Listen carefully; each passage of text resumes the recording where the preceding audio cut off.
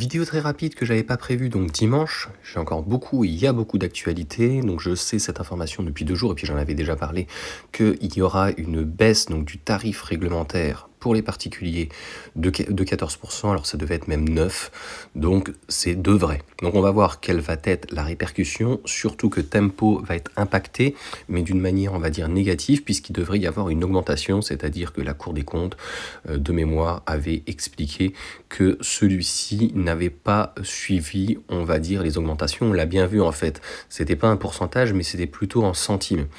Et il y avait les augmentations de 10, 15, 20 centimes, puisque d'ailleurs le kilowattheure en heure rouge, c'est-à-dire demain lundi, aurait dû se rapprocher donc des 1 euro.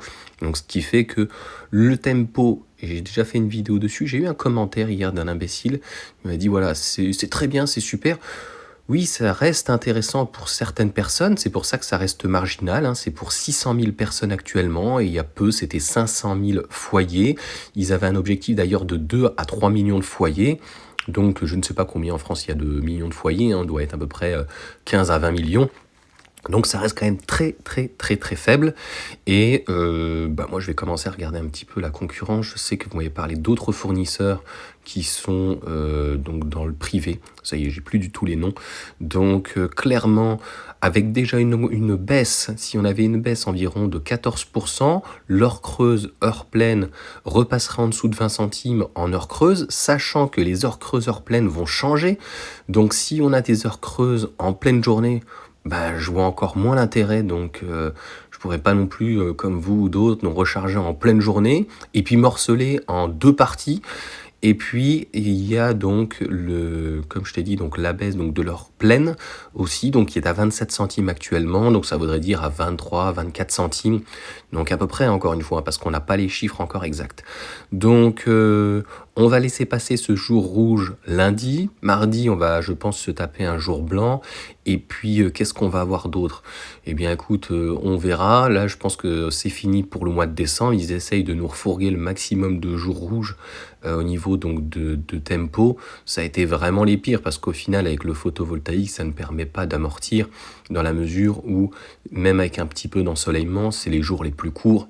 Donc, l'année dernière et chaque année, c'est plutôt en février, en mars qu'ils les mettent. Donc voilà, j'ai l'impression, et j'en ai déjà parlé, c'est ça qui est le plus important, c'est que le Tempo, l'objectif qu'ils se sont mis il y a quelques années, ne sera pas tenu, et ils ne le diront pas, parce que faut avouer, logiquement à moitié pardonné, eh bien ça ne les intéresse plus. Parce qu'en fait, le particulier était là pour stabiliser le réseau. Aujourd'hui, on voit bien que le but, c'est pas de stabiliser le réseau, puisque c'est de revendre le maximum en Allemagne, en Europe, etc.